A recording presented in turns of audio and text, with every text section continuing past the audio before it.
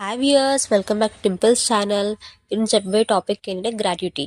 So gratuity అనేది మనము ఎన్ని ఇయర్స్కి తీసుకుంటాము, అండ్ డెత్ అండ్ డిజబిలిటీ క్లైమ్స్లో మనకి కేసెస్లో మనకి క్లైమ్ అవుతుందా అవ్వదా, గ్రాట్యుటీ ఫార్ములా ఏంటి, ఇంకా మనం గ్రాట్యుటీ అనేది రిజైన్ అండ్ అలాగే రిటైర్ కేసెస్లో మనకి గ్రాట్యుటీ అనేది ఎలా వస్తుంది, కంపెనీ చేంజ్ చేస్తే గ్రాట్యుటీ వస్తుందా రాదా అనేది ఈ వీడియోలో చెప్పబోతున్నాను.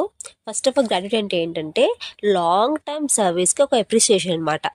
ఒక కంపెనీ మనం 5 years వర్క్ చేస్తే కనుక మనకు ఆ కంపెనీ మనకి ఈ గ్రాట్యుటీ అనేది ఇస్తుంది, అంటే సమ్ అమౌంట్ ఆఫ్ మనీ అనేది ఇస్తుంది అనమాట.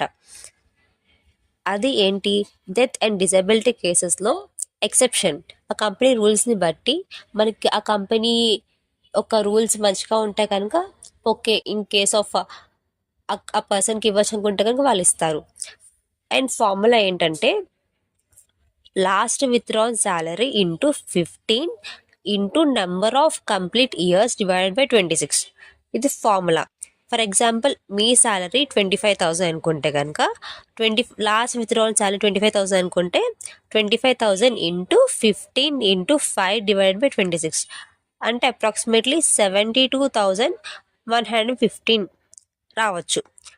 అండ్ ఇన్ ద కేసెస్, ఎట్లాంటి కేసెస్లో మనకి మీరు కంప్లీట్లీ 5 years ఆ కంపెనీలో వర్క్ చేయాలి. మీరు ఇన్ కేస్ 4.1 year కానీ 2 years కానీ రిజిగ్నేషన్ చేసినా కానీ ఆ అమౌంట్ అనేది మీకు రాదు. రిటైర్మెంట్ అయ్యాక మీరు త్రూ హెచ్ఆర్ ద్వారా మీరు ఆ అమౌంట్ అనేది క్లెయిమ్ చేసుకోవచ్చు. మీరు అప్లై చేసిన ఒక 30 daysకే మీ అమౌంట్ అనేది మీకు డిపాజిట్ అవుతుంది. మీరు కంపెనీ చేంజ్ అయిపోయారనుకోండి 4.1 yearకి అట్లాగా, అన్నప్పుడు ఆ కేసెస్లో మీకు రాదు. కంప్లీట్లీ 5 years అవుతూనే వస్తుంది. మీరు మళ్ళీ కంపెనీ నుంచి చేంజ్ అయిపోయి న్యూ కంపెనీకి వెళ్ళారు, మళ్ళీ న్యూగా మళ్ళీ 5 years వర్క్ చేస్తే మీకు గ్రాట్యుటీ అనేది వస్తుంది. ఇంకా ఈ వీడియోలో కనుక క్వశ్చన్ ఏంటంటే గ్రాట్యుటీ అనేది ఎన్ని ఇయర్స్కి వస్తుంది, ఇది కామెంట్ సెక్షన్లో కామెంట్ చేయండి. మన ఛానల్కి వ్యూస్ అయితే బాగా వస్తున్నాయి, కానీ ఇంకా మన ఛానల్ బాగా రీచ్ అవ్వాలంటే కనుక మీరు ఛానల్ని సబ్స్క్రైబ్ చేసుకోండి. మాకు ప్రతి వీడియో మీకు వస్తుంది. ఛానల్ లైక్ చేయండి, షేర్ చేయండి, సబ్స్క్రైబ్ చేయండి. Thank you for watching.